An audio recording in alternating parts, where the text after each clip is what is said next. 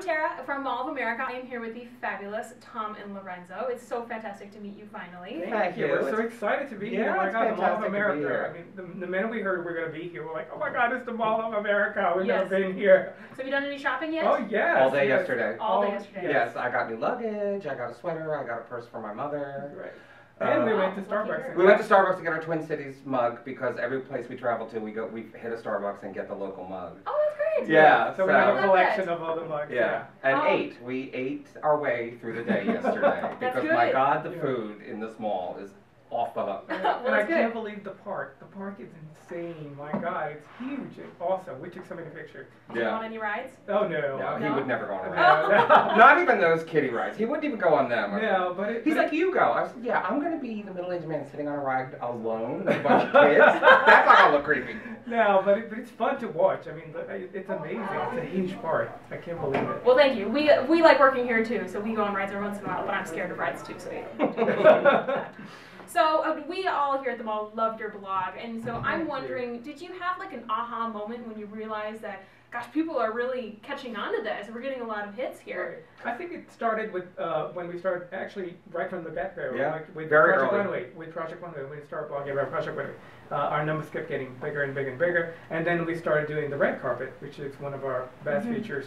And then and then kept growing, and people were asking for more stuff, and we keep branching out. We always tell people when they, bloggers who ask for our advice, and we always half-jokingly say, find a pop culture moment that is reaching its highest point, and latch yourself onto that at exactly that moment, because that's what happened to us. We didn't know Project Runway was going to take off when we started, and we started in summer 2006, and that was the year that Heidi and Tim Gunn were on the cover of every magazine. It was when the show was at its most popular, and it had a lot of buzz. So we hooked into an audience literally the first week of posting. We were getting major, like in the thousands. That's great. I know, crazy. We're not expecting that at all.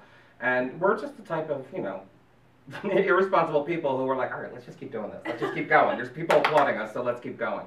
And like Lorenzo said, we just kept building and building. But we actually did, unlike most bloggers, have that aha moment within the first month of blogging. We were just lucky enough. Yeah. I know.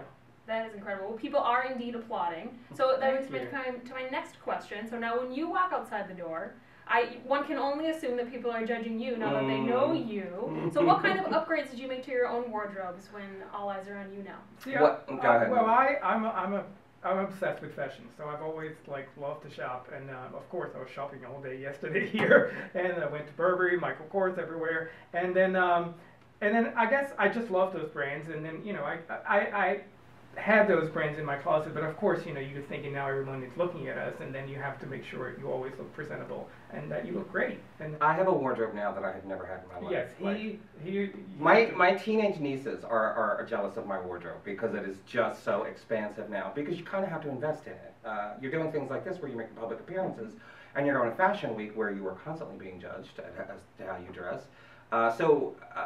He already had that kind of wardrobe. We had to invest in mine because I was kind of the nerdy guy who just didn't care. It's not that I didn't care, but you never paid attention to labels. No, I never paid attention to labels. Yeah. And when we started going to Fashion Week, it was pretty obvious that you do have to have some labels in your rotation. You can't be showing up in H&M and Zara every day. I'm serious. I noticed it the first time we bought a Hugo Boss overcoat for me. It was gorgeous. I wore it to Fashion Week a couple weeks after we bought it, and people treated me completely different from the previous Fashion Week when I was wearing like a Calvin Klein overcoat. Right. It's just the way it is. It's just the way it is. People in that industry and in that arena, I don't mean to make them sound like they're very judgmental, but this is their life. So they know unconsciously that you're wearing, like they're adding it up. Right. Literally, they're adding it up what you're wearing. We did a book signing in New York, and then after we got back, I started reading all the tweets, and one of our readers said, "Oh, I loved your red socks." I was like, "You saw my socks?" Yeah, well, it's just crazy. As far as walking down the street goes, I mean, we're lucky enough that we're not the types that get bombarded. I mean, people don't stop us on the street that much. We're internet famous, which is not the same thing as famous. But we have been stopped on the street a dozen or so times, and we learned early on, even if you run into the hardware store, don't, put something on, because you never ever know who you're going to run into. Which is fine, because when our work day is us in really crappy casual clothes, because we never leave the house while we're working. But every time we leave the house, even if we're just going to a diner to get something to eat, it's like, all right, let's You don't know who's going to take a picture, whip out a camera and take a picture. You just never know in this day and age. You So never yeah, know we these put a little days. bit more effort. I'm not saying we dress up in crazy labels. We don't. We have our, you know, our Banana Republic or Uniqlo clothes, and that's the kind of stuff that we'll wear. You know. mix and match. You mix and match. Yes. To the hardware store. Well, good. So one of my favorite kinds of posts that you guys do on your blog is the TV show rundowns, whether it's about the plot or the fashion. So my question is, if you could be a fashion designer for any show, for one show, which show would it be and why? I would think that most people would think we would say Mad Men because that's the one we write about all the time. But frankly, Janie Bryant's doing such a good job on that show, I wouldn't want to outdo her. Personally, the minute you said that, I was like, Game of Thrones. I would love to be a costume designer on Game of Thrones. I would go to town on that stuff. What I think is great about Game of Thrones is, and it's sort of like the Lord of the Rings thing, where you can, refer to all these historical fashion styles, mostly European, Middle Age, but you get to do all this fantasy stuff. You get to go into all these crazy directions, and the clothes get really crazy all of a sudden, where every once in a while the scenes look like normal, like maybe medieval scene, and then suddenly someone walks through a scene, you're like, that's crazy. I don't even know where they came up with that one. I know. So all the silks and the furs and the leathers, that would be so much fun to work with. Yeah, I pick House of Cards because He's obsessed. I'm obsessed with House of Cards, obsessed with Claire Underwood, the character Claire Underwood, and I think, and she's always dressed like so chic and elegant, and very, sleek, and it's not too much, not too little, it's just perfect enough. And I think it would be a challenge to dress for that kind of character. She's not overdressed, she's not underdressed, just perfect.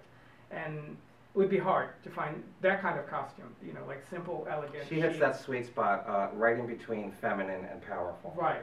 It's a hard thing to do in costuming for female characters. It's easy to look for florals and things like that, but when you're dressing someone like very just simple and elegant with brands like Calvin Klein, Roland Mouret, which is just the cut, it's just the way, just a black dress, but it's the cut, it's the fit. So that would be my challenge. Oh, well, it's a hard thing to do in real life, I think. Yeah. Say as a lady myself. So, and also another favorite post that you guys do are the Miss Universe pageant commentaries. Hilarious every time. They're almost popular. They're really good. So, have you been asked to judge a Miss Universe pageant? No, not yet. Not yet. Not yet? No. Would you if they asked? Oh, I would. No. I would in a second. I don't know where he's coming from. I would do it in a second. I think that would be so much fun. God, the pressure. No one looks at the judges. It's not like skating judges, where they get in trouble all the time. But no one cares about the judges. Well, maybe you guys could be the new Johnny Weir and Tara Lipinski of the Miss Universe pageant. There you go. One of the many things we have in common with Johnny Weir. Yes. So tell me a little bit about your book here that you're bringing for us. Everyone Wants to Be Me or Do Me is a phrase we coined 7 years ago when our blog first started. A reader wrote in asking for fashion advice. We get these kind of emails all the time. And she wrote in, it was very clear in her email that it wasn't so much fashion advice that she needed a boost in self-confidence. She was comparing herself to celebrities too much, and she was putting her body down. It was a very short email, but you could tell she hated her body, and she thought she was supposed to look like the people she saw on our site. And we felt a little bad about that. We felt like we were feeding into her insecurities, and we wrote her back and we said, listen, don't look to celebrities for that sort of thing. Don't look to them for nutrition advice or child-rearing advice or financial management or any of that, because their track record is terrible and the whole thing is phony anyway. Look to celebrities for the insane level of self-confidence that they have and the way they project that out into the world. On a daily basis. Yeah, and so we said, every day before you leave the house, stand in front of the mirror and say, everyone wants to be me or do me, because that's how celebrities think. They have a whole army of publicists and managers and agents and stylists telling them every day how fantastic they are. You have a mirror. Just do that. And so the whole book arose out of that, this whole idea of looking at all the aspects of celebrity life from before they were stars all the way up to their Lifetime Achievement Awards. It literally tracks a celebrity life from youth until old age. Acquiring children, acquiring a co-star, dealing with flops, dealing with meltdowns, dealing with the red carpet, and then applying all of that. There's an affirmation for each one, a crazy, self-absorbed, obnoxious affirmation. In a funny way. Yeah, it's not, if people take stuff out of this that helps them, fantastic. But really, all we want you to do is laugh. And all we want you to do is look at that and go, they're right, that is what they do. That is what celebrities do all the time. So that's the book in a nutshell. Well, and I'm reading it right now, and I absolutely love it. Good, so this is the book, Everyone Wants to Be Me or Do Me. It's in stores now. Oh, yes, it is. So pick it up, and I'm going to send you upstairs to meet your fans. Fantastic. Thank you so much. Thank Thank you. you.